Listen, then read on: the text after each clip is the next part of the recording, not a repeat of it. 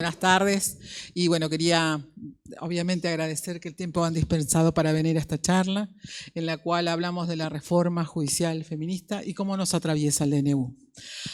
Quiero decir antes que nada agradecer, no solamente porque estamos en la Casa de las Trabajadoras y los trabajadores, y la verdad que me siento muy contenta de que hagamos una actividad en la CTA, porque en la CTAT y aparte en La Plata.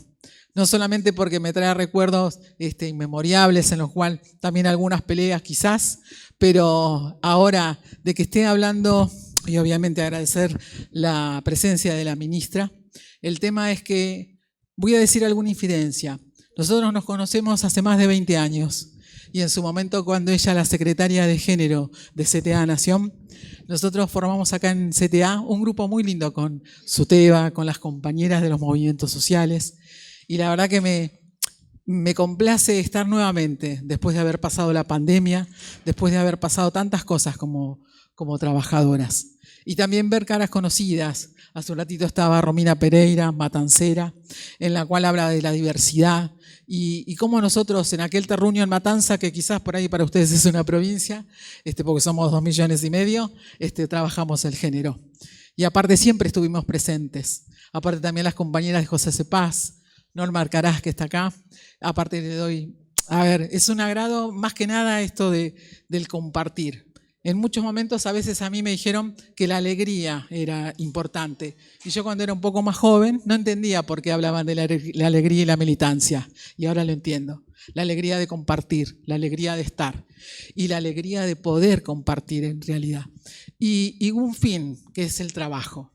Dar la dignidad a las trabajadoras, sean o no sindicalizadas, porque la CTA tiene mucho de los movimientos. Hay compañeras que hoy en día atienden los comedores, atienden en los colegios, y eso habla de cómo una central, y como lo que digo yo, una triada, ¿no? Acá estamos, lo que es Ministerio, el Poder Ejecutivo, lo que está la academia y lo que está el sindicato. Pero no el sindicato solo, sino el sindicato con todos los movimientos. Así que me complace y la verdad que estén ustedes acá tengo un panel ejemplar.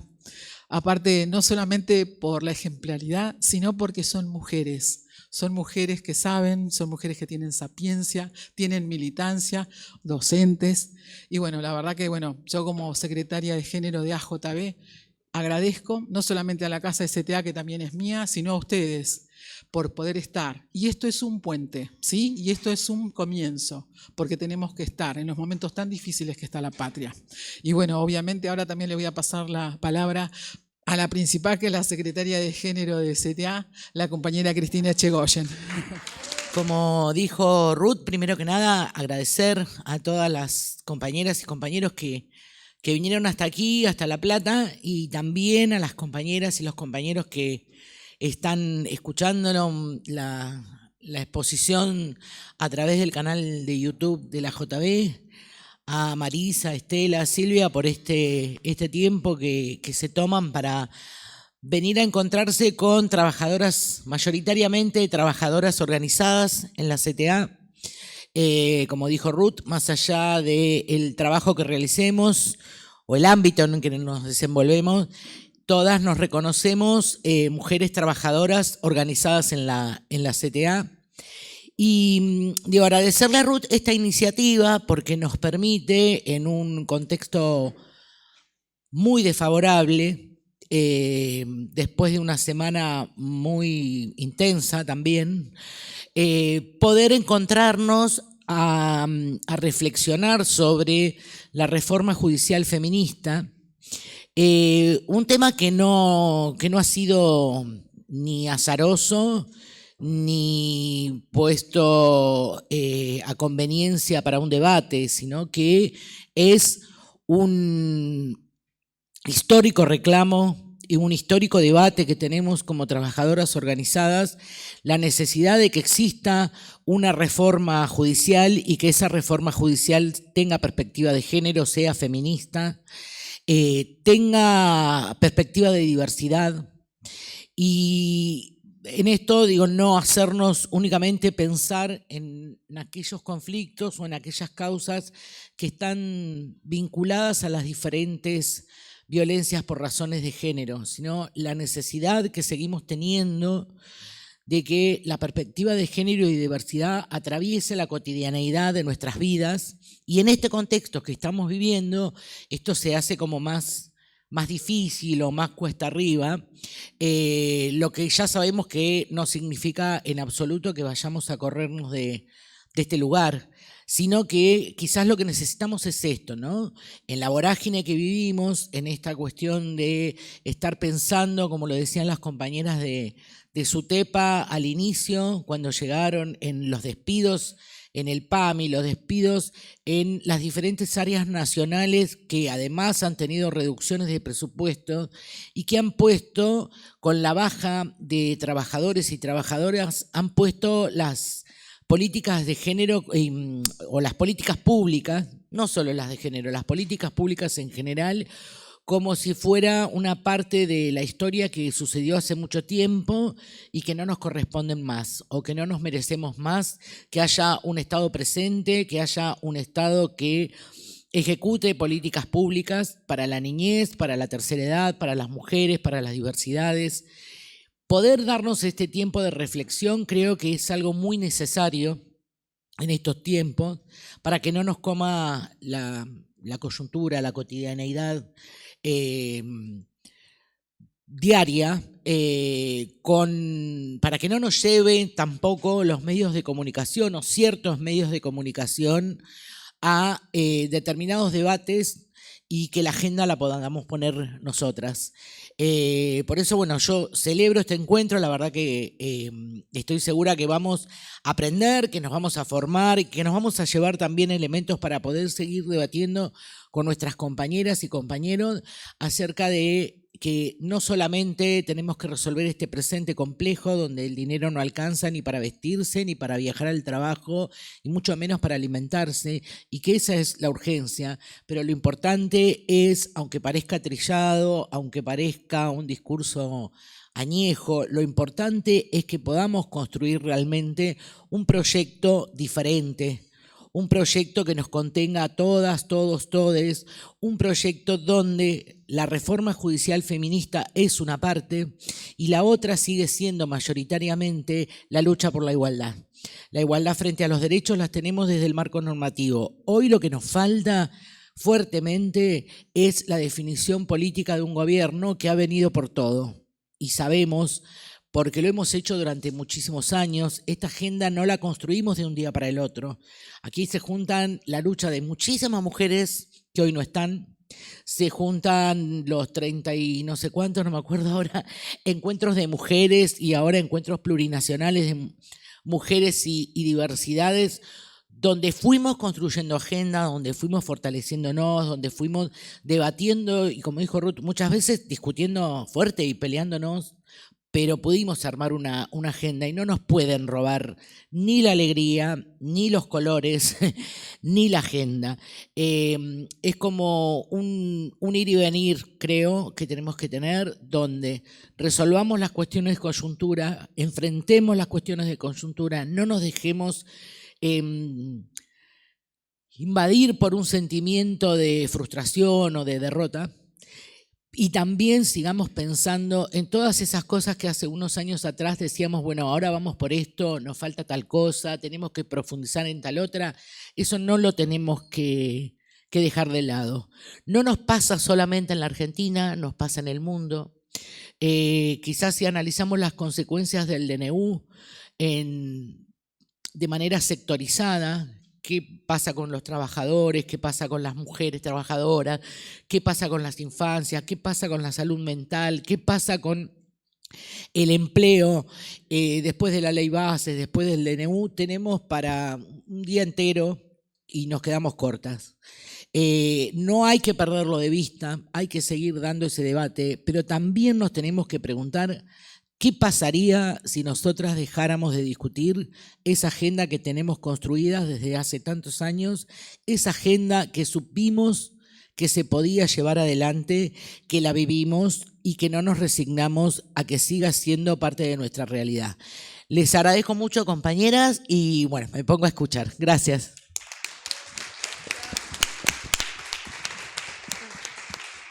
Bueno, hola, ¿cómo están? Un placer enorme estar acá. Agradezco a la JB, la Secretaría de Género, a Ruth, agradezco a la CTA y bueno, y también al Ministerio de las Mujeres, a Estela, que para mí estar acá es como estar en un spa, básicamente. Se imaginan que como abogada feminista y hablar de la justicia, en la justicia no es fácil, es mucho más fácil hablar fuera, pero bueno, me parece que está bueno porque también implica que estamos en el buen camino y en el camino de tocar los ámbitos sensibles o los temas sensibles, y bienvenido sea también con lo que eso también significa, ¿no? Dar las luchas en los temas más complejos.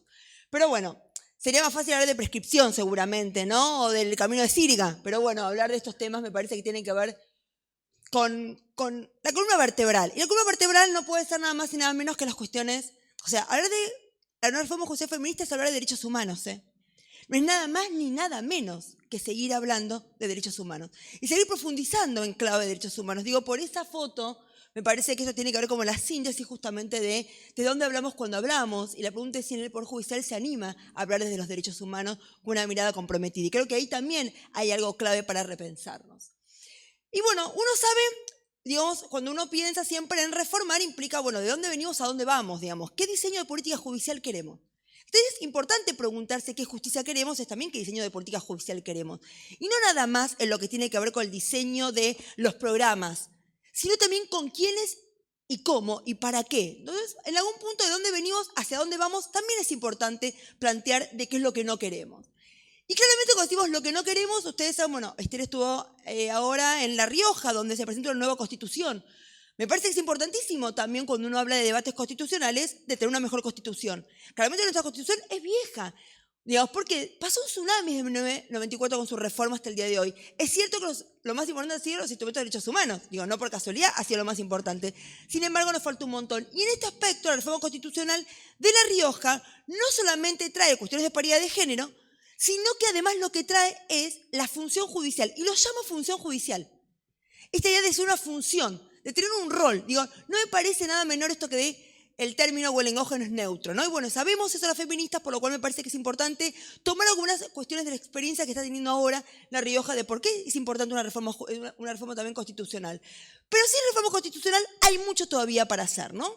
Muy bien, desde ese lugar, cuando uno habla de una reforma, digamos, judicial feminista, una reforma, digamos, de la justicia feminista, no es nada más el Poder Judicial, porque siempre ponemos el foco en el Poder Judicial. Es también los colegios de abogados y abogadas, es también los consejos de la magistratura, que nada más y nada menos seleccionan un recurso humano que suele ser vitalicio o cuasi vitalicio. Es también las facultades, cómo estudiamos el derecho, nuestra primera vinculación con el derecho. Yo siempre digo, ¿no? Como docente de familia y sucesiones, yo puedo estudiar nulidad de matrimonio. ¿Cuántas veces tuve casos hoy? Pensé que me casaba con Juan y era Marcos. Ya no hay más eso. A Juan cuando me caso ya lo conozco hace 1000 años. ¿Qué cosas sí me importan dar en familia? Violencia de género, salud mental, temas de personas, de adultos mayores que nunca nadie termina de dar en las facultades, ¿no? Siempre se nos va la materia y nunca llegamos a darlo. Bueno, también ahí hay una cuestión consciente de lo que no damos en las facultades. Y ahí también hay algo importante para analizar. ¿Y qué es lo que no queremos? Esto también es la síntesis de nuestro Poder Judicial, ¿eh? Juegan al fútbol, hacen asados, o sea, la rosca de los varones. Y no por casualidad, hoy el país está bajo el ala de un juez federal. ¿Qué dirá, no, Ercolini? Digamos, o sea, ¿hasta dónde llegará? ¿Cuántos más celulares va a incautar? Bueno, y eso es tener el poder en la mano, digo, para cuando uno empieza a analizar, en definitiva, porque los presidentes pasan, los gobernadores pasan, los ministros pasan, pero la justicia queda. Por lo cual ahí hay algo también en términos, digamos, democráticos de repensar el tema también de ser cuasi vitalicio. Y por eso me gusta mucho la idea de rendición de cuentas, ¿no? De rendir cuentas, justamente si es un poder de los tres poderes del Estado el menos democrático. Al legislativo lo votás, al ejecutivo lo votás y al judicial claramente no lo votás. Entonces me parece que ahí también hay algo importante. Por eso me parece interesante la reforma que está planteando ahora México, justamente su reforma judicial. Por eso hoy estamos también, somos animales, seres políticos, en el sentido profundo de la polis, y ahí también hoy tenemos el gran tema de la democracia paritaria. De hecho, el 21 de agosto y el 28 de agosto sabemos que son las audiencias públicas para la Corte Suprema de Nación, que no por casualidad mandan a 2 varones. ¿Y qué 2 varones, no? Digamos, porque también a mí me parece que es importante, no solamente es quiénes, sino con qué contenido y de dónde vienen y qué justamente qué piensan. Y en algún punto me parece que hablar de democracia paritaria forma parte de un poder judicial distinto, de una revisión crítica del poder judicial. Por eso me gusta mucho la idea de Nancy Fraser cuando ella ya empezaba a hablar del concepto de participación. Porque sin mujeres implica callarnos. Porque claramente calladitas somos, obviamente, no podemos ponerle el dedo en la llaga como justamente eso implica. Y la pregunta es, equipo que gana no se cambia, equipo que pierde se cambia. Y hace años que el poder judicial venimos perdiendo. Y por lo cual me parece que también ahí hay algo para ponerse a pensar de manera profunda. Me gusta mucho cuando Steffi Pozo en su libro habla justamente de paridad, pero ella lo habla con los CEO, y cuando vos le borrás CEO y le pones justicia, poder judicial, en este caso uno dice, es casi lo mismo. Cuando dice, hay muchas discusiones en los feminismos respecto de la prioridad de la agenda de las brechas. Mientras que las feministas liberales reivindican la necesidad de que haya más mujeres que lleguen a los cargos de decisión en la estructura empresarial, y yo diría de la justicia, hay otras que aseguran que esto no tiene sentido si no avanzan con un programa político interseccional, en donde las discriminaciones de género también tengan en cuenta y reviertan la manera en la que la clase social, la raza o la orientación sexual, por dar algunos ejemplos, afectan a colectivos excluidos y oprimidos de manera estructural. Yo soy de la segunda idea. ¿De qué vale que una mujer llegue a CEO o a la justicia si su trayectoria profesional se construye sobre la espalda de una mujer pobre que hace las tareas domésticas por un pago paupérrimo y muchas veces sin derechos laborales garantizados, que encarga de limpiarle la casa y criarle a sus hijos? Sin duda, esa no es una transformación profunda, sino una simple equiparación de las feminidades. Por eso, muchas mujeres que llegan a los lugares de decisión en la justicia terminan replicando la misma lógica machista. Por lo cual no es nada más mujeres, sino tenemos mujeres que tengan una revisión crítica profunda en su propia estructura de lo que implica justamente los feminismos, y en mi caso los feminismos populares, con lo que eso significa. Que haya una transformación territorial también, una vinculación distinta desde el Poder Judicial. Entonces, cuando uno acá dice, bueno, ¿con quiénes? También es importante darse cuenta, bueno, qué perfiles también de juezas y juezas se quieren en los tribunales.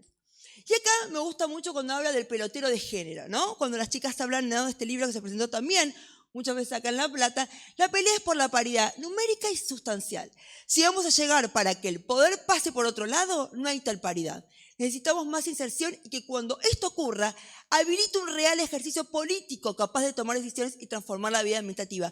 Por eso, cuando uno piensa, no es para que se queden a cargo de las cuestiones de género, es para que también hablen de la economía, por ejemplo. ¿Quién maneja el dinero en el Poder Judicial? ¿Qué pasa? ¿Quién pelea los salarios en el Poder Judicial? Porque si no, siempre a las mujeres les terminan dando las cosas más secundarias, que no es lo que realmente viene a cambiar la estructura de qué diseño de Poder Judicial se quiere. Por eso, los tres poderes, y no por casualidad el valor de la ley.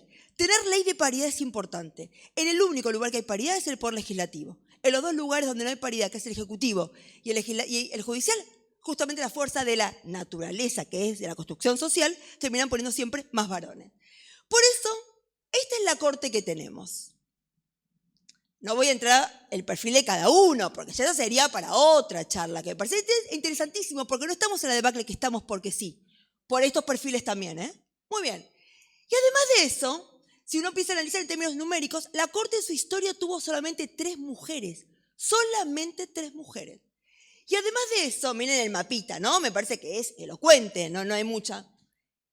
Pero además, ella saca hace poco una campaña y todo el mundo aplaudió, y a mí me chocó muchísimo visualmente. Vos podías ser juez, vos no, de la Corte Suprema. Seguimos teniendo una mirada elitista de a quienes queremos en las Cortes Supremas. Siempre son gente de cierto estatus y de cierta élite también los que integran las Cortes y el Poder Judicial. Todos son regios, digamos. Y eso, digo, miren cómo también ahí, y es ELA, seguimos replicando una lógica machista, elitista. Por eso yo soy feminista popular y no soy una feminista liberal. Y entonces, en algún punto, esto hace que si uno analiza en términos numéricos, este informe que hizo muy bien el Ministerio del Interior anterior, digo que donde no hay ley de paridad, miren cómo el 12,3% de las mujeres son intendentas, nada más que el 12,3%. Y si uno analiza los sindicalistas, y estamos en la CTA, cuando se reúnen a hablar de paridad de género, ponen el mantel violeta, por lo menos se jactaron de que visualmente, y se preocuparon más por esconder la botella de vino. Yo me preocuparía más por esconderme ellos mismos. Porque ya hablan y se reunían para hablar de políticas de género, encima. Digo, too much, ¿no? Digo, vos viste, encima te esconden el vino, decís, tal cual, te dan gaseosa, ¿entendés? Siempre y más, y te dan manaos, ¿viste? Para que te dijera. Siempre segundas marcas. Entonces, bueno, está bien, pero digo, a ver, ahí lamentablemente se sigue cortando el bacalao, lamentablemente. Bueno, ese es el problema. Entonces, esto algo también pasa cuando uno va a los superiores tribunales de justicia en las provincias. También tenemos que a las mujeres les cuesta muchísimo más llegar. Y si uno analiza lo que pasa en la Suprema Corte de la Provincia de Buenos Aires, hubo solamente en la historia de la Corte de la Provincia de Buenos Aires, una sola mujer. Una sola. Digo, los números son más que fuertes. Y por eso uno dice, está bien, la Corte después me saca un compendio de cómo sentenciar con perspectiva de género, que está bien, o la Corte de la Provincia de Buenos Aires de cómo intervenir. El tema es, ojo, no es nada más que hacer eso, porque siempre las políticas públicas que son las políticamente correctas son las más fáciles de poder. Acá realmente uno va a pelear del corazón de la estructura del poder, donde también es lo económico y lo que implica también el diseño de política judicial. Muy bien. Y claro, miren todo lo que nos falta, que el año pasado, para el Día de la Mujer, la Procuración General saca esto, Día Internacional de las Trabajadoras y Trabajadores, y los pone con la escoba. Digo, no pasa, o sea, ni por lo menos tenés un diseñador amigo que más o menos se dé cuenta. A nosotros esto, como ya tenemos el chip, lo tenemos incorporado, nos salta el toque, esto no va. A ellos todavía no les salta el toque porque sigue muy naturalizado esto de que esto todavía puede seguir pasando. Obviamente salimos todas ahí y lo cambiaron, digamos, la dirección de comunicación institucional, pedimos disculpas por la imagen publicada, por el día. Siempre piden disculpas, pero el tema es, ¿por qué hacemos prevención para que esto no pase más? Todavía nos falta ese salto cualitativo más profundo. Y claro, y tenemos el mapeo. Yo ya estoy harto un poco de yo mapeo, tú mapeas, él mapea, mapeamos, mapeáis, porque con el mapeo, la pregunta es, ¿hasta qué punto me interpelan los números? Porque si sigo todos los años, los 8M actualizando en la Corte de Nación, la Oficina de la Mujer, justamente los números me dan igual, o peor, pues la pregunta es, ¿qué hago para cambiar eso? Y esa es la gran pregunta que nos tiene que hacer. ¿Por qué esta foto que nos pasa en el federal y que nos pasa en muchos lugares también? No es solamente la pirámide en lo que tiene que ver con lo vertical. En lo horizontal, el derecho penal es para hombres, el derecho penal económico ni hablar, el fuero federal ni hablar. O sea, y a familia le quedamos siempre las mujeres, sino las que en realidad con los niños. Esta mirada también infantilizada que se tienen de las mujeres, ¿no? Bueno, como también ahí hay algo importante para poder ir cambiando. Lo que conocemos como la segregación horizontal, que también tiene que ser un elemento central para profundizar. Y también las organismos o asociaciones de mujeres juezas o jueces, ¿no? Juezas.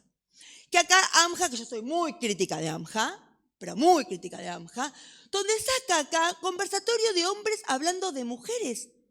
Si AMJA, Asociación de Mujeres, me saca esta jornada, ¿qué nos queda? O sea, obviamente sacó Mariana Carvajal al toque, se la mandó a guardar, esta convocatoria parece chiste, pero no. En la semana que conmemoramos el Día Internacional de la Mujer, la justicia en Salta, y no es casualidad que sea en Salta, nada es casualidad, una provincia mucho más conservadora, dice, entre organizadores está AMJA, que es la entidad que agrupa mujeres, mansplaining reforzado. Muy bien, ya voy terminando. En un muy buen trabajo que hizo el gremio, me llevo muy bien con el gremio de judiciales de Córdoba, en general tengo un buen vínculo con los gremios judiciales, y no es casualidad, en los cuales sacan un trabajo, ¿por qué? Porque empiezan a hacer empiezan a entrevistar y empiezan a generar de abajo hacia arriba qué se necesita. La pregunta es, ¿qué se necesita? ¿Qué le pasa a las trabajadoras que son los que están el día a día en el servicio de justicia? Que es eso ahí donde realmente es la calidad del servicio que se da. Y ahí dice, bueno, empezaron a hablar de problemáticas en materia de licencias, problemáticas en materia que tiene que ver justamente con las políticas públicas adentro y también afuera, en lo que tiene que ver justamente estas licencias por salud. Por ejemplo, técnicas de reproducción asistida. No tiene que ser por salud, porque muchas veces también es él. Digo, como también siempre las mujeres pusimos la cara en lo que tiene que ver con las maternidades, como si fuera un problema nuestro. E incluso para muchas cuestiones son problemas de infertilidad de los varones, no de las mujeres. Pero siempre la que pide licencia por salud y que no puede hablar son las mujeres, ¿no? Digo, hay algo también ahí para modificar o por lo menos para cambiar. Después, la licencia por violencia de género, lo que también implica, digamos, un montón de cuestiones en materia de licencias que sabemos que se tienen que transformar. Después, lo que tiene que ver justamente con una cobertura del actario, digamos, esto de lo institucional en lo que tiene que ver con el edificio. Siguen siendo edificios iguales a cuando se generó el Poder Judicial. No se cambia ni la lógica de lo que tiene que ver con lo físico. ¿Cómo tienen que ser edificios distintos? Esto de el despacho del juez. Siempre es un lugar apartado, siempre es un lugar, como también lo difícil de hablar con un... Bueno, hay un montón de cuestiones que hacen como dijo muy bien Argibay hace muchos años, ¿no? Cuando ella en un 8M le preguntan, ¿y qué es lo que a vos más te conmovió del Poder Judicial? Que siempre, el famoso preguntarse por qué se hace así, porque siempre se hizo así. Y nunca preguntarte, es más, si siempre hizo así y no cambiaste, algo mal está. Porque si te pasó un tsunami y no cambiaste, eso quiere decir que algo pasa. El porque siempre hizo ahí, el famoso statu quo, que es tan difícil poder revertir. Y acá tenemos, bueno, lo que tiene que ver también con las tareas de cuidado, incluso también eso en los concursos, por lo cual acá saca todo un documento muy bueno sobre cuáles deberían ser los principales cambios del Poder Judicial. Y esto, ¿dónde me parece lo más preventivo? En las facultades. ¿Cómo estudiamos el derecho? Por eso hicimos el año pasado acá un trabajo, que esto es un documento que está accesible, sobre qué implica transformar, justamente transversalizar la enseñanza del derecho con perspectiva de género, que esto tiene que ver con la formación. Y no es nada más en familia o en penal, es en laboral, en administrativo. Hoy hablábamos con alguien sobre impuestos. Bueno, también cómo se hace la redistribución de la riqueza en materia de impuestos. Bueno, un montón de cuestiones que también atraviesan a toda la formación del derecho. Y bien, por eso venimos trabajando en la reforma judicial feminista hace tiempo nosotros. ¿Y por qué lo ponemos en los libros? Porque también la academia debe tener un compromiso profundo de cómo estudiamos y cómo generamos también saber. Y por eso mismo hemos hecho incluso un Código Civil y Comercial que son 15 tomos, escrito todo por mujeres, porque siempre el derecho se estudió por varones. Por varones que encima son de ciudades capitales, ¿no? De grandes urbes. Y acá dijimos, somos un montón de mujeres, 239 mujeres, que comentan el Código Civil y Comercial. Tengo una perspectiva de género, son 15 tomos y claramente somos 239, que implica que del interior, digamos, de las provincias, todo. ¿Por qué? Porque el saber territorial también implica no siempre seguir construyendo el derecho desde las ciudades capitales. Por eso me parece importante en el libro que compiló Estela y que hoy se presenta acá, saber que había un capítulo de un tema que teníamos que seguir dando. Obviamente venimos a tocar el corazón de cómo se construye el poder, nada más tenemos que ser el Poder Judicial, el poder, sino que en realidad también, esto que siempre decíamos, no como se presentó el libro en la Feria del Libro, que uno lee, cuando lee rápido, ¿por qué odian? No, ¿por qué nos odian? No, hay algo de ¿por qué nos odian a las mujeres, en especial a las feministas? Porque claramente venimos a incomodar y venimos a interpelar. Y bienvenido sea, si al Poder Judicial algo le falta, claramente es interpelarse. Por eso terminé mi trabajo, ¿no? Que le agradezco siempre a Estela la confianza por publicar acá cuando digo, en definitiva, como lo ha expresado el recordado Eduardo Galeano, al fin y al cabo actuar sobre la realidad y transformarla, aunque sea un poquito, es la única manera de probar que la realidad es transformable. Si no empezamos, jamás vamos a llegar. Y para ello es central generar estas ideas en clave de rebeldía. Máxime se ha quedado claro que los feminismos somos quienes realmente incomodamos a estas derechas crueles, odiadoras y violentas. Agradezco entonces este espacio para seguir generando estos debates. Muchas gracias.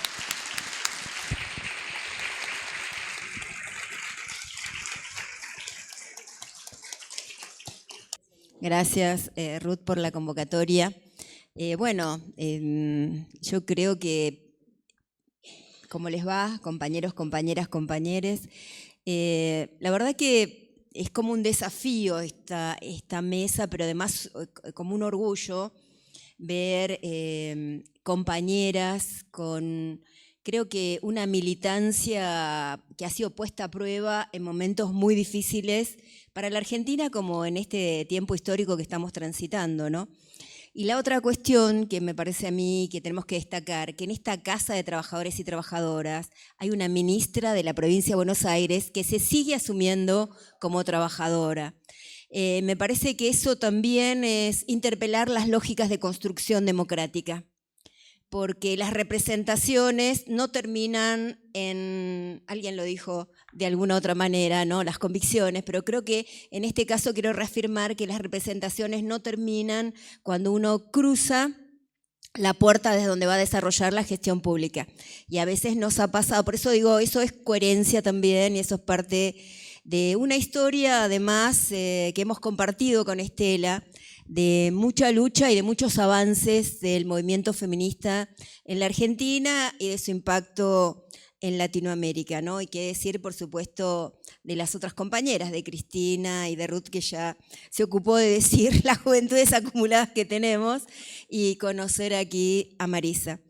Y yo decía, bueno, en estos días poder traer también una reflexión de a qué nos desafía este contexto histórico, ¿no? En un mundo en el que a una velocidad inusitada hay un avance de un capitalismo extractivista que va devastando todo, va arrasando las subjetividades, aquellas que conocíamos en términos del siglo XX y reformateándolas, pero también vemos las consecuencias en la devastación ambiental, en el avance del belicismo, es decir, nosotros vamos en contra de las violencias cotidianas, pero la estrategia de este capitalismo para avanzar se centra fundamentalmente en acciones violentas, que además son materiales y simbólicas, ¿no? Ambas cuestiones. Por eso nosotros venimos de una derrota electoral y estamos viendo la emergencia de una derrota política y cultural, como un iceberg que emerge de manera muy fortalecida y al que nosotros venimos dándole batalla con las herramientas que conocemos, pero también con mucha creatividad tratando de construir aquellas que son necesarias para este tiempo histórico. Y decía que en ese proceso, digamos, este resurgimiento que se da a nivel mundial de concepciones que pensábamos que ya nosotros habíamos ido dejando en el olvido, ¿no? Como el fascismo, la discriminación, la xenofobia, las misoginias, las transhomofobias, bueno, todo lo que significa el desprecio por el otro, porque en verdad, la otra o el otro, porque en verdad en momentos tan críticos lo que empujan es a la supervivencia individual. Y en esto el sálvese quien pueda. Y nosotros contraculturalmente venimos todos los días a proponerle con nuestra acción a cada compañero, compañera, compañere, la construcción de un proyecto colectivo y solidario. Y ese es como el desafío central también con el que llegó el movimiento feminista a desarrollarse con toda su fuerza y toda su potencia en la Argentina e incluso recogiendo movimientos, experiencias previas a nivel mundial. Y yo decía, nuestras propias recorridos en el encuentro que tuvimos la semana pasada de 1.500 docentes de 178 países en el Congreso Mundial de la Internacional de la Educación, se hizo un homenaje. A veces nosotros tenemos que volver a tomar dimensión de quiénes venimos, de quiénes recogemos banderas, legados de lucha. Y se le hizo un homenaje mundial a madres y abuelas de Plaza de Mayo. Entonces, sentir que esa dimensión de lo que en aquel contexto aquellas mujeres que salieron de su casa, de esa formación que en la escuela decía mamá amasa la masa y papá fuma la pipa, porque si algo tenemos que seguir transformando son precisamente las perspectivas de género en aquellos lugares en los que educamos, no solo la escuela, también la sociedad educa en ese sentido. Entonces decíamos, bueno, esa generación salió a la calle en un contexto donde la vida, pero salió por sus hijos, hijas e hijes y luego por sus nietos, nietas y nietes. Entonces decir, bueno, ese valor y ese coraje de la cotidianeidad pasó a la calle y al espacio público. Y eso también es algo de lo que la derecha del pensamiento conservador nos cuestiona y nos pone, lo que nos quiere es hacer retrotraer, muchas veces hablan de volver a la Constitución de 1853, ¿no? A fines del siglo XIX, porque lo que quieren es que volvamos al anclaje del ámbito privado de las políticas de cuidado. Y nosotros conquistamos las calles porque antes las habían caminado otras compañeras y las caminamos para no dejarlas más, porque esa es la posta que construimos y lo vimos de manera muy visible en el marco precisamente de la lucha donde emergieron intergeneracionalmente los pañuelos verdes. Creo que ese sentido es cada vez que nosotros sintamos que el desaliento, que es de lo que se ocupa constantemente la derecha, de tratar de instalarnos, de desanimarnos, busquemos esos reaseguros en aquellas luchas que fuimos pariendo de manera conjunta. Y decía, bueno, en tiempos muy difíciles también para nosotras, que siempre desde nuestra central tomamos como concepción repudiar todo acto de violencia, más que nada si esa violencia venía desde el Estado o desde algún organismo institucional, lo represente quien lo represente. Y creo que en esa historia, con coherencia, estamos muy orgullosas. Por eso nadie se corrió del lugar de juzgar aquellos hechos, aunque tengan investidura presidencial y aunque hayamos tenido un cierto compromiso con esa investidura presidencial. Por eso decimos, no a las violencias de género, pero también queremos ver con la misma dimensión de titulares y de profundidad del llamamiento al movimiento de mujeres y a la justicia, que haya justicia por Teruel. Porque ambas situaciones atraviesan la vida de ciudadanos y ciudadanas y ciudadanes. No hay de primera y de segunda más allá de las investiduras institucionales. Para nosotros la lucha ha tenido sentido siempre, incluso para aquellos que transitan la vida a veces con calidad de anónimo o anónima para las vidas institucionales. Y de eso estamos como nosotros desde la CTA, pero pongo de manera transversal a todas las que integramos el movimiento de mujeres, hemos estado presentes en diversas luchas.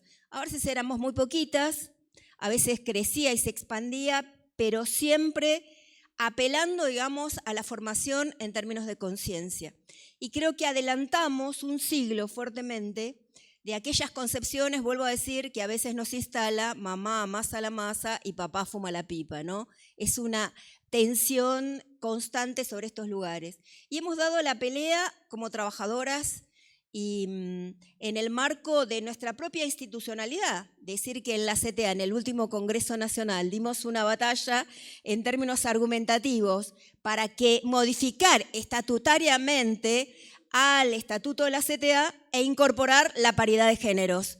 Yo creo que de eso estamos profundamente orgullosas, pero ahora tenemos todo un camino, que es que esa paridad se exprese en los ámbitos nacionales, en los ámbitos provinciales, no solo de nuestra central, de cada una de nuestras organizaciones. Creo que ese es el proceso en el que estamos, dar visibilidad, que tenemos conocimientos, tenemos políticas, damos las mismas batallas cuerpo a cuerpo, hemos dado batallas cuerpo a cuerpo en la calle, incluso ante situaciones de represión de los aparatos institucionales del Estado. Tenemos la fortaleza que nos dan nuestras convicciones. Bien, este proceso, en la medida que una organización avanza, sabemos que otras organizaciones van de la mano transitando este camino, ¿no? Entonces, podríamos nosotros mencionar la cantidad de compañeras que hoy tienen representación institucional en el mundo sindical. Y yo quiero recordar, por lo menos de mi sector, que a veces incluso se puede reconocer la representación como trabajadoras, pero es más dificultoso que se las reconozca como políticas o como trabajadoras de la cultura o trabajadoras intelectuales. Y yo quiero traer acá a Mari Sánchez, quiero traer a Estela Maldonado, quiero traer a Cecilia Martínez, y quiero decir que Mari atravesó una etapa donde al interior del propio sindicalismo se hacían afiches que decían Mari, larga el bombo y agarrá la tiza, ¿no? Entonces, cuando uno recorre el camino y piensa que hoy la secretaria general de CETERA es la presidenta de la Internacional de la Educación para América Latina, es parte de nuestras luchas. Son esos recorridos que tenemos que pensar, porque si no siempre nos convencen de las derrotas, de aquello que no pudimos, de aquella agenda que nos está pendiente, y decir por eso que avanzamos un siglo y que son batallas culturales en las que nosotros también tuvimos que deconstruirnos generacionalmente, al calor de este contacto con las nuevas generaciones, de cómo pensarnos en términos colectivos, que a veces se dice muy rápidamente salir del pensamiento binario, pero en la cotidianidad es tan dificultoso pelear contra el neoliberalismo que todo el tiempo se cuela en alguna sinapsis neuronal y con la que tenemos que batallar todos los días. Decir que hay trabajos y producciones que se hicieron desde nuestra CTA, y yo quiero traer una investigación que hicieron trabajadoras de la AJB junto con el IDESBA, junto con la Fundación FES, que tuvo que ver fundamentalmente con un estado de situación de trabajadoras y trabajadores en 19 departamentales que participaron 400 compañeros y compañeras para decir qué cuestiones también hay que modificar de esas condiciones institucionales en torno de las que a mí me gustó mucho lo que Hugo Russo dice. Nosotros muchas veces cuestionamos a la justicia, pero la justicia es concepto, es sustantivo, pero en realidad tenemos que hablar del Poder Judicial, de la estructura patriarcal del Poder Judicial y ver cómo en este entrelazado que nos mostraba Marisa vamos deconstruyéndolo propositivamente. Bueno, este trabajo lo reivindico porque avanza propositivamente en plantearnos que las condiciones laborales están vinculadas precisamente a pensar un poder judicial con perspectiva de género y eso requiere tiempos, espacios, condiciones laborales y otras formas organizativas por las que circulen las demandas, a veces urgentes y tremendas, que tienen muchas de ellas las mujeres y las diversidades que son parte fundamental de nuestro pueblo. Nosotros venimos denunciando también fuertemente el impacto de las políticas nacionales, de las políticas que hoy forman parte de un proyecto político de país, que no podemos hablar escindido o escindir la construcción de derechos con la disputa de una otra construcción de proyecto de país. Y ahí necesitamos producir estas discusiones que nos saquen de la catarsis del diagnóstico y le pongamos fuerza en términos propositivos, porque es la forma en la que nos vamos a empezar a encaminar en un horizonte de sentido diferente del que nos quiere convocar o hacinar o aislar la extrema derecha en el gobierno. Entonces, decir, la ley bases, el DNU, van en contra nuestro, porque si son políticas de pérdida de soberanía, van en contra de nuestros derechos como trabajadoras. Si se instalan las bases en nuestro país, si se le ha entregado a los militares de Estados Unidos el recorrido de la hidrovía del Paraná, o mejor dicho, de todo el brazo del Paraná, y no tenemos una otra perspectiva que seguir entregando nuestros recursos de una forma de expoliación que van a los lugares o capitales del sector más concentrado, digo, eso implica precisamente una mayor pauperización, implica un proceso de desindustrialización en la Argentina, que por ahora la brecha de desigualdad de género se redujo, pero no la redujimos al punto cero entre los géneros. Esa diferencia se sigue incrementando y esas consecuencias particularmente las tienen que sobrellevar cotidianamente las mujeres, las diversidades de las comunidades más humildes y además interseccionalmente, porque si nosotros hablamos de las mujeres y diversidades de los pueblos originarios, hoy amenazadas, no amenazadas, con la concreción del desalojo de sus tierras ancestrales, que forman parte de derechos constitucionales, es parte de una batalla que tenemos que dar. Si la discriminación y la xenofobia avanza precisamente sobre hermanos y hermanas, pero hijos e hijas de hermanos y hermanas latinoamericanas, es parte de otra batalla que nosotros tenemos que dar. Si, además, en ese proceso, todos aquellos hijos e hijas, digamos, del linaje, vamos a decir, de los afrodescendientes, también son las capas que más padecen hoy las consecuencias de la pauperización, del hambre, de esas condiciones de deterioro de nuestro pueblo. Más tarde o más temprano lo vamos a ir viendo que se concreta. Lo que no podemos hacer es corrernos del lugar precisamente de esa batalla. No hay lugar pequeño ni grandes de manera absoluta. Los lugares pequeños van construyendo los grandes hechos históricos que nosotros tenemos que transitar. Por eso, cada vez que hay justicia por una compañera o compañere, cada vez que recordamos a las compañeras, compañeros, compañeres de los 30.000 que dieron la pelea precisamente por ese mundo justo y solidario, cada vez que sostengamos una de esas banderas, lo que estamos dando es esta batalla, este neoliberalismo que explota, que mata, que destruye, que es inhumano. Nosotros tenemos que construir comunidad y tenemos que construir comunidad con prácticas humanizantes, que es destinarle tiempo, destinarle escucha, destinarle un abrazo, destinarle una palabra que vaya y venga con un compañero, con una compañera y con un compañero. Nosotros creemos que el territorio hoy adquiere una prioridad muy importante. Cada uno es, el territorio es su barrio, el territorio es el lugar donde desarrolla su trabajo, el territorio es el lugar donde desarrolla su militancia. Lo que no podemos nosotros es entrar en ese proceso de alienación al que nos convoca el capitalismo, ni tampoco en esos procesos individualistas, en la subordinación del otro, que sigue generando más procesos de asimetrías de poder. Tenemos que darle disputa a esos procesos asimétricos de construcción de poder que implica construcciones asimétricas de políticas sociales, económicas, culturales y fundamentalmente creo que nosotros tenemos que aportar a humanizar este tiempo histórico. Cada día tenemos que volver a construir esa certeza. Necesitamos de los otros, de las otras, de los otros para seguir poniendo en movimiento nuestros sueños. No hay mayor sueño que pensar precisamente que nuestras infancias no transiten la misma vida que nosotros tuvimos que transitar, que transiten las mismas luchas que nosotros tuvimos que transitar. Lo que tenemos que soñar es que transiten la construcción de sus propias vidas, que transiten la construcción de sus propias luchas, que estarán sostenidas en este camino que nosotros venimos recorriendo hace largas décadas. Así que abrazarnos solidariamente, a seguir pensando que cuando nos encontremos en Jujuy, en una sola voz, en un solo grito, pero en un solo abrazo que diga, vamos a despatriarcalizar la justicia porque vamos a despatriarcalizar este mundo.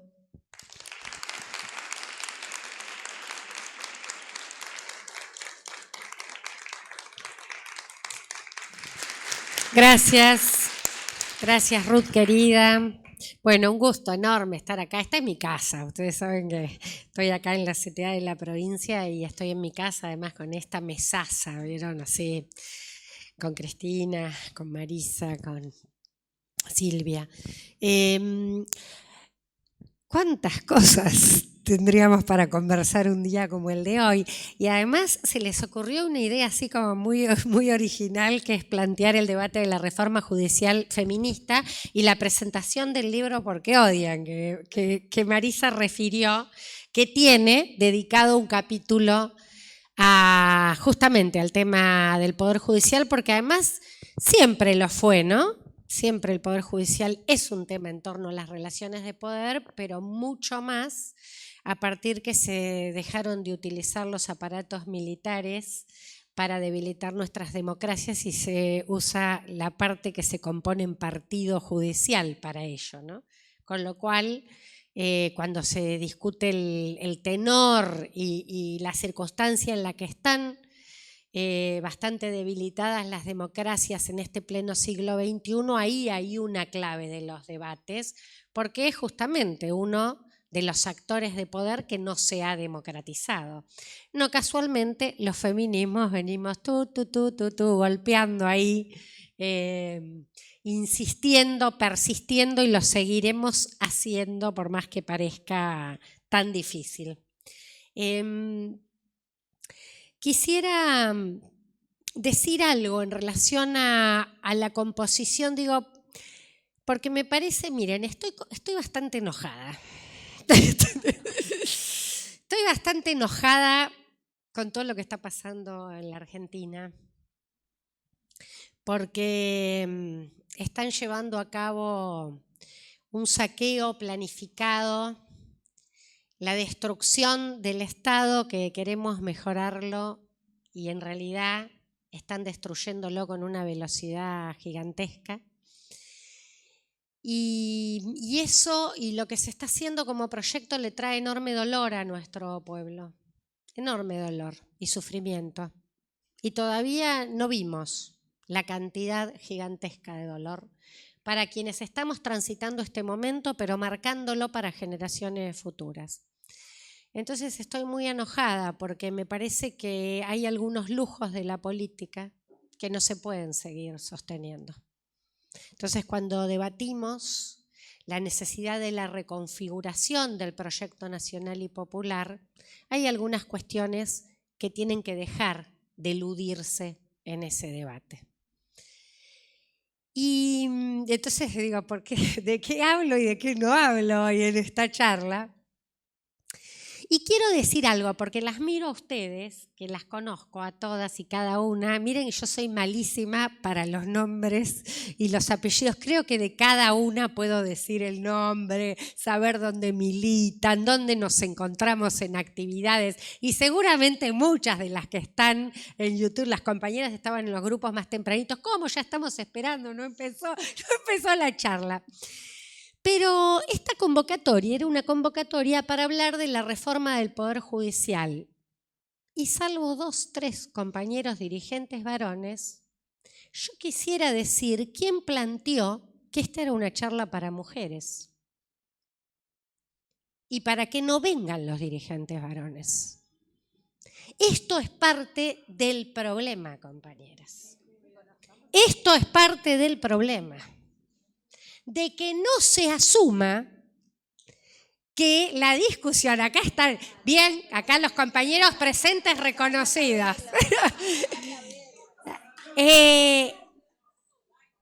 Entonces, y creo que tenemos que decirlo. ¿Vieron? Por eso digo, cuando estén... tenemos que decirlo, porque es una interpelación, porque después parece que cuando pasan algunas cosas no tiene nada que ver con ellos, con los mejores, con los más buenos, con los que siempre están con nosotros. Hay un modo de la construcción de la política, del poder, de las organizaciones, de abordar los temas, de qué cuestiones le doy importancia a cuáles los dos, en las cuales tengo alguna otra cosa que hacer más importante y significativa que otra, que también está en la base de este debate. Entre las notas que se publicaban estos días me gustaba mucho el título porque entre nosotras en chiste lo dijimos muchas veces, cuando decíamos, vieron que cantábamos en nuestra ola de entusiasmo, el patriarcado se va a caer y aguanta el feminismo que va a vencer. El feminismo ha vencido y resiste y sigue resistiendo en enormes planos de nuestra vida cotidiana, de nuestra vida política, institucional y social. Pero el patriarcado no se cae, pero el feminismo tampoco se calla, ni deja de luchar, de organizarse, de pelear, de debatir y de seguir dando todas las batallas que hay que dar. Y las derechas y las ultraderechas lo tienen muy en claro. Por eso somos enemigas predilectas. Por eso nos colocan en su agenda como las contradictoras predilectas. Pero digo, me parece que también es hora de que los compañeros empiecen a escuchar más, que se bajen de determinadas soberbias, de sentirse entre ellos y no escuchar lo que nosotras venimos diciendo de que son temas que deben ponerse en discusión. Porque no es casual tampoco que las mujeres somos las que menos votamos a Milei, somos las que menos aceptamos a las derechas ultra neoliberales y somos, cuando se ve cualquier sondeo de opinión, las que incluso lo votaron, no estamos aceptando ninguna de las premisas que está planteando el gobierno nacional. Y sin embargo no pasa lo mismo con los varones. Y no nos lo pueden, porque además lo adjudican al feminismo, ¿vieron? Hoy se puede denunciar a alguien que tuvo un rango como es un presidente de la nación y eso es gracias al feminismo, no para poner en cuestión al feminismo, exactamente lo contrario. Estas eran de las cosas indecibles antes, que no había posibilidad de que se alojen estas demandas. Teníamos que sufrir vejaciones, maltratos, violencias, humillaciones y no había dónde alojarlas porque nos decían que la vida era así y que las relaciones interpersonales eran así y que nos la teníamos que bancar porque no había otra explicación. Y no hace tanto tiempo de esto, hace apenas unas décadas. Y esto empezó a cambiar legislativamente, en políticas, por supuesto por un movimiento que se organiza, que lucha, que ha planteado las transformaciones, pero de la vuelta a la democracia para acá. De la vuelta a la democracia para acá. La primera ley de violencia, cuando pensamos la reforma, por eso digo que nos escuchen la fuerza que estamos planteando en relación a lo que está pasando con el Poder Judicial. Porque a veces una piensa el Poder Judicial y obviamente, y más en estos días que se está tramitando ese juicio infame que no quiere investigar por qué y quién en verdad mandó a matar a Cristina Fernández de Kirchner. Nosotras venimos diciendo respecto a ese Poder Judicial que desde ya tiene que ver, como decía yo en el arranque de mi presentación, en relación al lawfare, al uso político para perseguir esta peor cara que ha tomado en los últimos tiempos. Pero nosotras sabemos que es un problema para nosotras en el acceso a la justicia que nos hace imposible la vida cotidiana.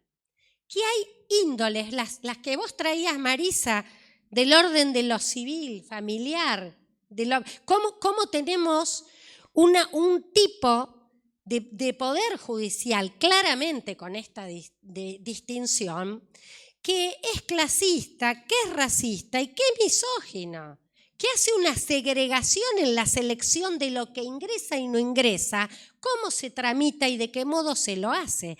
Y si se han ido produciendo transformaciones es sin lugar a duda por la enorme fuerza que hemos venido haciendo en ponerlo en debate y en una transformación en los planos normativos, legislativos gigantescos. El nuevo Código Civil y Comercial, que no casualmente se sancionó en la época en la que teníamos una presidenta mujer en la Argentina, pero ahora que está tan en el tapete la violencia por razones de género, vale recordar cómo fue la discusión de estas normativas en la Argentina.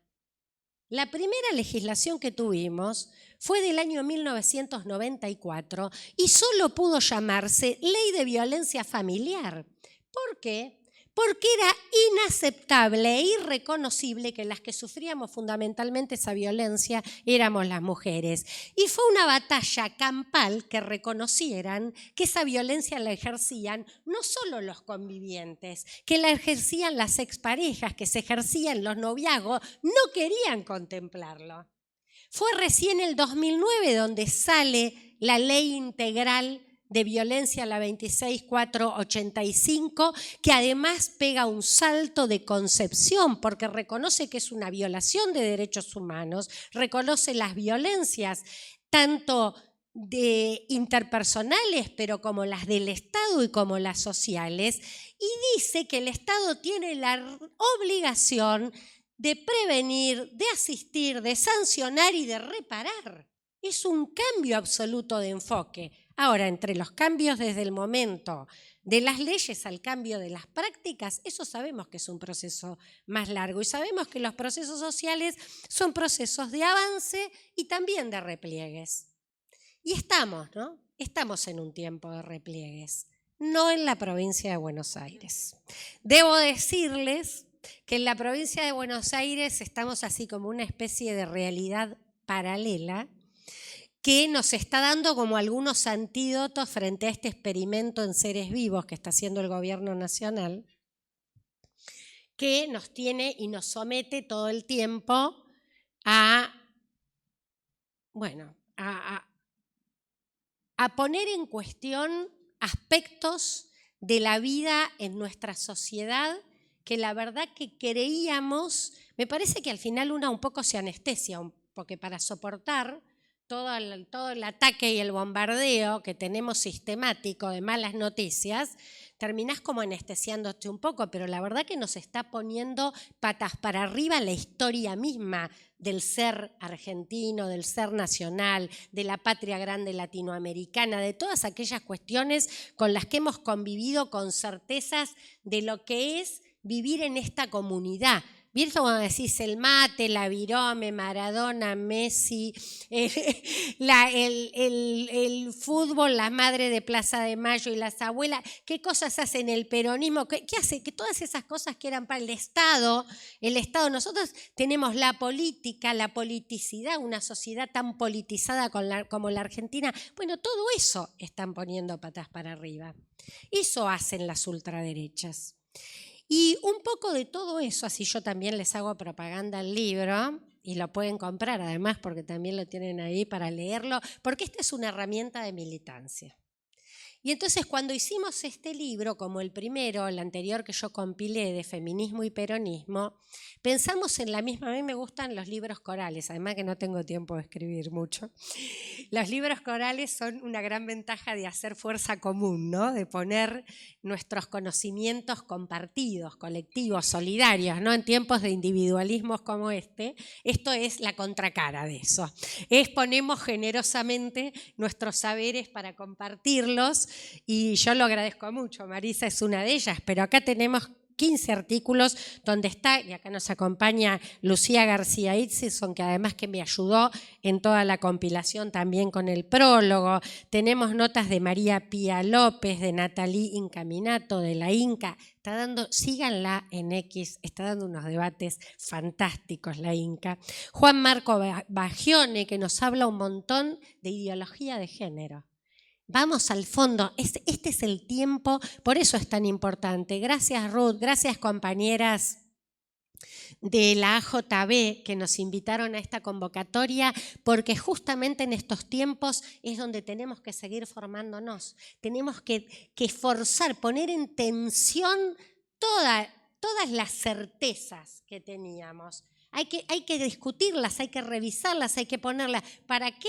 Para profundizar el camino de nuestras convicciones, que sabemos cuáles son y que sabemos que tienen que ver con un proyecto que tenga en el centro a las mayorías populares, sin lugar a dudas. ¿Y qué es ese feminismo popular? Es esa justicia social, que ahora dicen que es una mala palabra, ¿no? Que es una desgracia, que es la de... No, para nosotras es ahí, siempre ese es el centro y es con el feminismo. Entonces ahí, bueno, tensar. Por eso la idea de llevar al plano de lo escrito, para que además esto, que son artículos cortos, nos sirvan como herramienta de encuentro, de rondas. ¿Vieron? Hoy no estamos en rondas, pero lo ideal sería esto. Es la ronda, leer el artículo y discutirlo, debatirlo, criticar.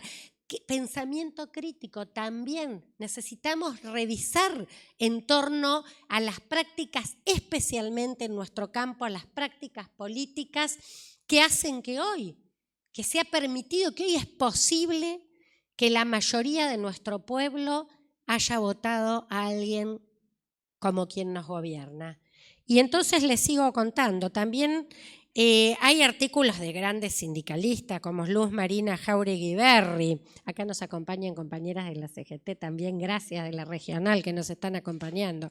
Amado Boudou, Jackie Flores, Lucy Caballero, Nora Goren, Araceli Bellota, Cinta Otaviano, Sandra Russo, Eugenio Raúl Zaffaroni, Vanessa Siley, bueno, y Marisa Herrera, así que miren.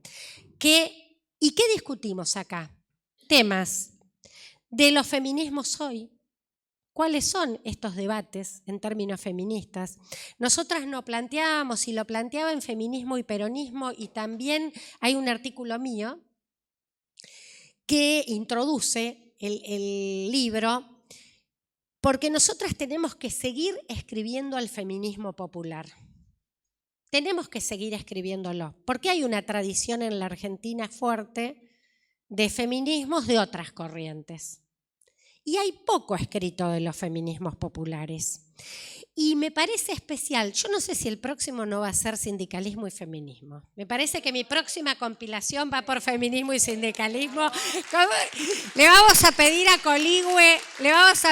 Coligüe que yo ya tengo a varias que voy a tener sentadas, porque vamos a hacer las charlas primero. Porque además, en este feminismo popular que abrazamos, el sindicalismo tiene un papel crucial. Gran parte de su contenido popular, de masas, de clase sindical, está en esta base de la agenda que históricamente el sindicalismo ha traído y que tenemos en quien para nosotras es nuestra prócer de este feminismo popular, que es Evita. No casualmente Evita ha sido siempre la abanderada de los humildes, de los trabajadores, de las trabajadoras, de los descamisados, nuestra madre de la justicia social. Y entonces ahí hay un recorrido clarísimo que necesitamos que se siga escribiendo, se siga debatiendo y se siga profundizando, porque además en la clave de los debates que tenemos por delante, nosotras tenemos a la política para decirles cosas, porque hemos demostrado la capacidad de construir poder de transformación de otros modos, de maneras más transversales, articulando alianzas estratégicas que sabíamos que en temas de coyuntura o electorales nos iban a enfrentar, pero en temas de debates que nos iban a posibilitar una agenda sustantiva, conquistar derechos fundamentales, nos iban a tener que tener unidas. ¿No saben lo que significaba para mí durante el tiempo del macrismo y en el 2018, María Berta? Yo estuve en la campaña por el derecho al aborto legal, seguro y gratuito desde que nació, en el 2005. En ese tiempo, que se llegó por primera vez a debatir en el Congreso de la Nación, teníamos que sentarnos a discutir porque eran aliadas las radicales que eran cómplices de Milagros a la presa. A mí me dolía el estómago y en algunas reuniones me evitaba ir porque podían ir otras compañeras, entonces ¿para qué me iba a tomar semejantes dolores de estómago? Pero esas alianzas eran fundamentales porque nosotras estábamos dando una discusión que nuestro proceso democrático y participativo era la conquista del aborto legal, pero fue mucho más que eso. Fueron millones de personas en las calles mostrando que construíamos, poníamos el cuerpo, debatíamos autonomía de manera colectiva, participativa, transversal y que tenía un alcance y una llegada profundamente federal. Fue una transformación. Y esto es lo que la derecha tiene claro. A veces nos cuesta más que nuestro campo lo tenga tan claro. Entonces, digo esto. Estas cuestiones requieren de que las sigamos escribiendo porque en esas prácticas son cuestiones que necesitamos que se debatan porque, compañeras, el modo del ejercicio del poder, tal cual ha sido hasta ahora, fundamentalmente masculino y en muchos de los aspectos dominado por las testosteronas y por decisiones que se toman y acciones personales, incluso cuando tienen las testosteronas en declive, que se ponen peor todavía. Entonces hoy estoy muy académica,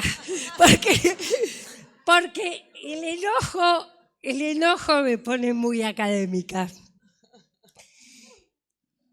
Entonces ya fue, compañeras. No va más. No va más esa manera del ejercicio del poder. Entonces nosotros sabemos que hay el orden porque ya la sociedad no lo tolera, porque cambió. Y como bien dice Jauretche, las debilidades en el sector del campo nacional y popular son imperdonables frente al poder hegemónico, que te las va a cobrar como no va a cobrar los atropellos, los saqueos y las riquezas y los avasallamientos y hasta los genocidios que hacen los sectores de poder oligárquico. En cambio, las debilidades de nuestro campo nos la van a cobrar absolutamente con creces. No la cito textual porque tengo mala memoria, pero de algo de eso dice Jauretche. Fíjense hace cuánto tiempo hace que hacía una lectura de lo que nos va a pasar con este tipo de cuestiones. Entonces también es hora de que la dirigencia y nuestras fuerzas tengan una relación y principios de ética en relación al hacer y la coherencia entre el hacer y el decir. Porque a nosotros no nos lo van a perdonar. Entonces, la coherencia entre lo que digo y lo que hago debe ser impecable, infranqueable. Me podré equivocar en política, pero no me pueden castigar a mi proyecto político por las debilidades de un dirigente. Porque eso es imperdonable. Y hay algunos antídotos frente a estas prácticas. Y esos antídotos son la construcción colectiva, la política organizada, los mecanismos participativos de tomas de decisiones.